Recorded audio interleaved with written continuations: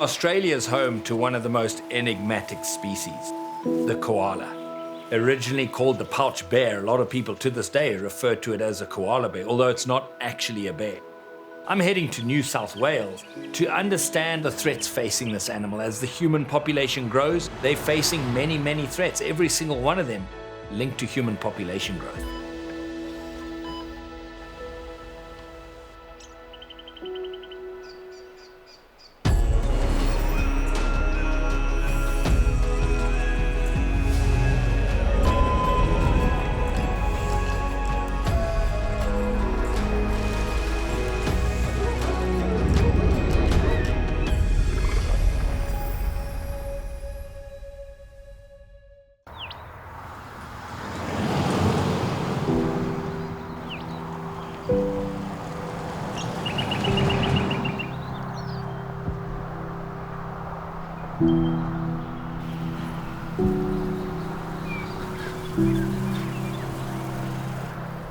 This looks like a dead koala right here.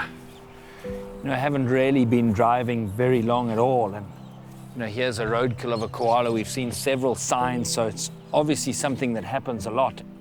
Yeah, this is not a good deal.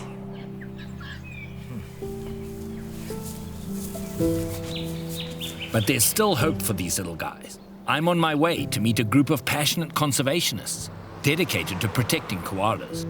Friends of the Koala in Lismore are working tirelessly across all of the northern rivers to monitor wild populations, treat sick and injured individuals, rehabilitate local forests, and educate the public. They also remove carcasses from the road for DNA sampling and check if there are joeys in the pouches in need of rescue. Friends of the Koala is a hospital. We originated as a grassroots organisation over 35 years ago. We're treating over 350 koalas per year, and we have different reasons for them to be treated, which are chlamydia, car hits, dog attacks, and diverse other injuries and trauma cases.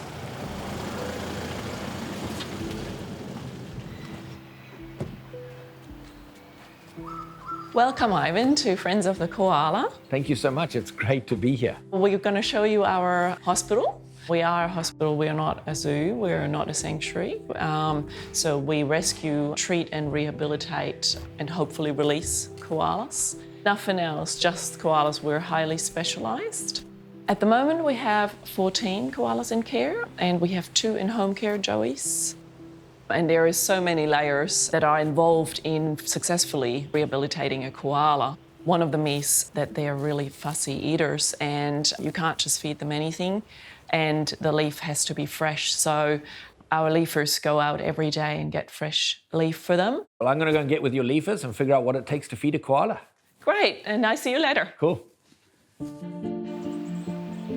Before European settlement, there were millions of koalas living in forested areas like these, before they were cut down for timber and later cleared for agriculture. Farmers often left trees in paddocks and planted windbreaks, some of which the koalas moved into. Friends of the Koala is working with local landowners to plant forests of eucalyptus, which they can harvest daily for the koalas in recovery at the centre. They harvest 1.5 branches of each food tree species per koala per day, so that's a lot of branches.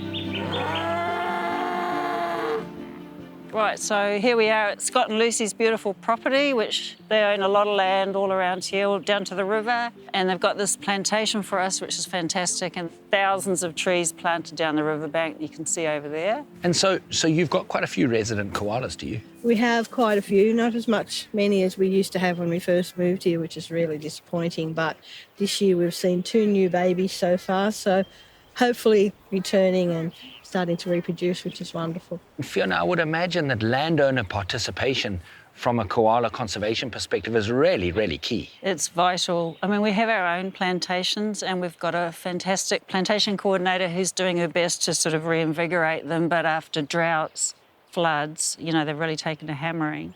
Well, put me to work. Let's go.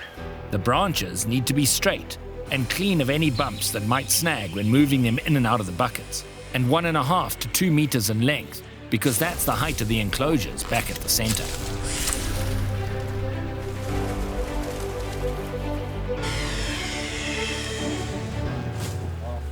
way. Now that we have our fresh leaves, it's time to head back to offload them into the designated bins and feed 14 hungry koalas. Wanting this one?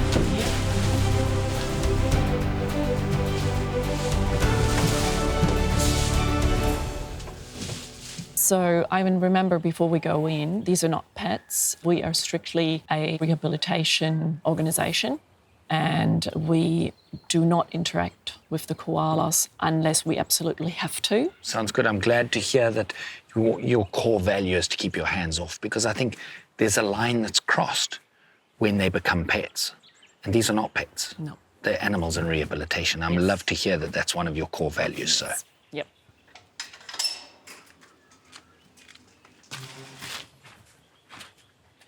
So this is Ivy. Yeah. She came to us as an orphan. Okay. And she's one of our permanent girls. We can't release her because she has hip dysplasia, Oh, wow. which means she can't jump. And a koala has to be able to jump in the wild. Yes. First, we clean the cage of any scat lying around, and then we reposition her eucalyptus branches so she has easy access to uneaten leaves until she gets her fresh new branches later in the day. Look how she's grabbing. Look how she's grabbing. Here we go, young lady. You see how? Oh, she says thank you for that. Oh, look. Check at that. So she's sniffing every leaf. Yep. Look at that. Oh, she's loving those flowers. Yes. She's happy. You know, as with any animal, when you get close to them and you really look at them and see their adaptations, it's incredible. Those special hands. What I've learned is they've got incredible noses. They smell every single leaf before they eat them. When you see how special this animal is, it really is worthy of our best conservation efforts. Incredible how in-depth this is. They've even got a tray of dirt up here so they can maintain their very complicated gut flora. Well, now that we've seen just another few steps of what goes on here at Friends of the Koala, we're going to go into the field, and what I'm learning is that their work's not just with the koalas right here. Their work is with koalas at large, so let's go and see what that looks like.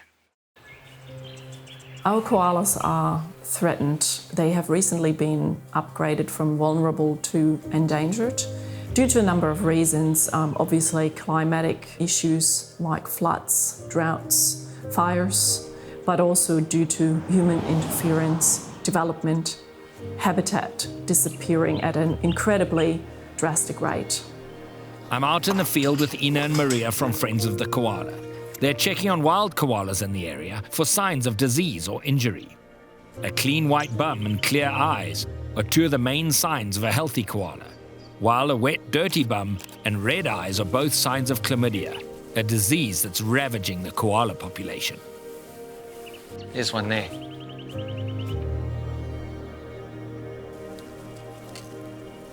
You can see the rump is white, And that's good, isn't it? and that's great. That means it hasn't got clinical signs of chlamydia.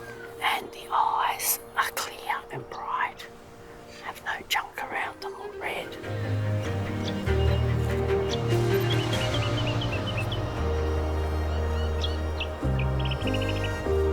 We lose so many koalas every year to chlamydia. What can you do about the chlamydia issue? Well, we have a vaccine that's in trial that Uni of Sunshine Coast have developed, and we've been part of a trial. We're really hopeful that in the future we can get our koalas that come through the clinic vaccinated, which in turn then will help the wild populations. Chlamydia is our biggest killer. A lot of our koalas that get admitted into the hospital have chlamydia. They either have cystitis, which is the stained rump where they can't hold urine anymore because the bladder is so thickened that it's just irreversible. And then the other symptom of chlamydia is conjunctivitis, where they get swollen red eyes, crusty eyes, and it can lead to blindness. We don't just look for chlamydial koalas, we also look for any other signs of injuries, any sign that a koala could have been hit by a car, attacked by a dog, or anything really that isn't normal. So it's a general health check for just the welfare of this population of koalas. Ah, there's one right there. It's not one, it's actually two. It's a mother and a baby.